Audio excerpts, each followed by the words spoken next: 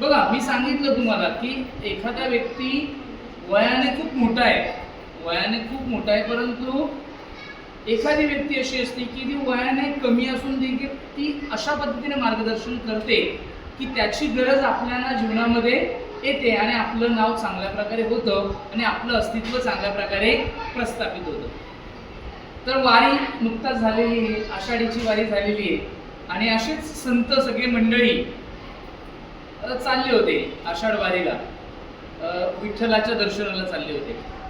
तर नामदेव महाराज त्यांच्यामध्ये सगळ्यात श्रीमंत, सगळ्यात श्रेष्ठ ते स्वतःला समजायचे. त्यांच्या मनामध्ये थोडासा देवाप्रती असणारी जे प्रेम होतं, त्यामुळे इतरांकडे बघण्याचा त्याचा दृष्टिकोन होता. महाराजांचा थोडा काय झालेला असतो, गर्विष्ठपणा त्यांच्यामध्ये थोडा आलेला असतो. ते वाईट आहे तसं नाही आहे, परंतु त्यांच्या मनामध्ये इतरांपेक्षा काय आहे, मी जास्त करून देवाचा काय आहे, लाडका आहे, असं ज्यावेळेस त्यांच्या मनामध्ये येतं त्यावेळेस एक छोटी मुक्ताई माहिती ना तुम्हाला, जी मुंगी ओढून आकाशी उडून गेली, ती मुक्ताई बसलेली असते. सगळे संत मंडळी त्या ठिकाणी बसलेले असतात आणि मुक्ताईला वाटतं की नामदेव महाराजांचं काय करूया आपण, बघूया ते मडकं कच्चं आहे की पक्क आहे. ती खेळ खेळत असते, लहान मुलं जसं खेळतं त्या पद्धतीने ती खेळत असते. तर ती गोरोबा काकांना म्हणते, गोरोबा काका त्या ठिकाणी असतात की गोरोबा काका एक कुंभार आहेत, तुम्हाला माहिती आहे ना, मातीपासून मडकं बनवणं. तर त्यांच्याकडे मडक्याला टेस्ट करण्यासाठी कच्चं की मडकीसाठी एक काय असते, काठी असते किंवा ते एक इन्स्ट्रुमेंट असतं, एक वेपन असतं. तर ती घेते आणि प्रत्येकाच्या डोक्यावर जाऊन वाजवते. वाजलं तर कच्चं, वाजलं नाही तर पक्क. म्हणजे असं अशा पद्धतीने ती टेस्ट करते. आता ती तिची पद्धत असावी. फुटकं मडकं आहे की कच्चं मडकं आहे की पक्क मडकं आहे, ती तिची पद्धत असावी. पण ती अशी प्रत्येकाच्या डोक्यावर काय करते, टेस्ट करते, मॅच्युरिटी टेस्ट करते. काय करते, मॅच्युरिटी म्हणजे परिपक्व हा व्यक्ती आहे किंवा नाही. असं करता ती सगळ्या म्हणजे ती भावंडांच्या पण करते, गोरोबा काकांच्या पण करते आणि सगळ्यांच्या करते. आणि केल्यानंतर शेवटी ती त्या नामदेव महाराजांकडे येते. नामदेव महाराजांच्या डोक्यात मारल्यानंतर नामदेव महाराजांची सटकते. ते म्हणतात, ए मुली, तुला कळत नाही का मी कोण आहे. ते हे बघत नाही की ती लहान आहे. त्यावेळेस त्यांचा विवेक म्हणजे ती विचार करण्याची क्षमता असते ती विसरतात आणि ते ओरडतात. आणि त्या ठिकाणी ओरडल्यानंतर ती म्हणते की हे मडकं ना थोडंसं कच्चंच आहे, अशी हसत बोलते. गोरोबा काका म्हणते, गोरोबा काका हे मडकं काय आहे, कच्चं आहे. त्याला राग येतो, नामदेव महाराजांना खूप राग येतो. तो म्हणतो, तू एवढीशी चिमुकली आणि मी देवाचा खरा भक्त आहे आणि तू मला बोलते की हे मडकं कच्चं आहे. हा मी बघतोच तुझ्याकडे. जातो पळत जातो. म्हणजे काय, देवाला प्रश्न घालला जातो, शेवटी देवाकडे जाणार आहेत.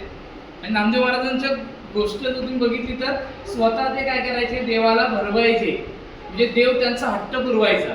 त्यामुळे कदाचित त्यांच्या मनामध्ये एक अहंकार निर्माण झाला. प्रेमाचाही असेल तो, परंतु थोडाफार अहंकार निर्माण झाला. म्हणून देवाला जातात, विठ्ठला तुम्हाला माहिती आहे ना आज काय झालं, ती छोटी चिमुकली मला म्हणते हे मडकं कच्चं आहे. मी काय कच्चं आहे का, मी तुमचा सगळ्यात आवडतं आहे. कंठे वाढ बरं का, असं कंठ दाटून येतो त्याचा, रडतो तो देवासमोर. देव म्हणतो, तू माझा पक्का काय आहेस, भक्त आहेस, हे मला माहिती आहे, पण तुला अजून गरज आहे. ती गरज तुला शोधायची.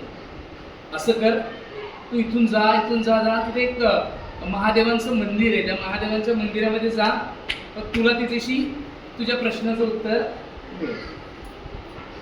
तो जातो, निघतो तर मंदिर आहे, तर त्या मंदिरामध्ये प्रवेश करतो. प्रवेश केल्यानंतर एक माणूस असतो, त्या माणसाने महादेवांच्या डोक्यावर पाय ठेवलेला असतो. तो तिथे भांडण करायला लागतो त्या माणसाची. तुला काय कळत नाही का, देवावर तू पाय ठेवतो, असं तसं त्यांची वादविवाद होतो. तो म्हणतो, हे बाबा मी म्हातारा झालोय, म्हणजे मला आता कळत नाही, मी पाय ठेवलाय तो देवाचा आहे की कोणाचा आहे मला माहिती नाही. हे तू असं कर, माझा पाय बाजूला ठेव. तो तिथून पाय तसं बाजूला करतो. तो जिथे पाय ठेवतो त्या ठिकाणी शंकराची पिंडी तयार होते. असं 10-12 वेळा झाल्यानंतर मग त्याला कळतं की हा सामान्य व्यक्ती नाही आणि माझं काहीतरी चुकतंय. मग अशा वेळेस तो व्यक्ती जो असतो की तो त्याच्या कर्मामध्ये जर बघितला तर तो अतिशय खराब व्यक्ती असतो.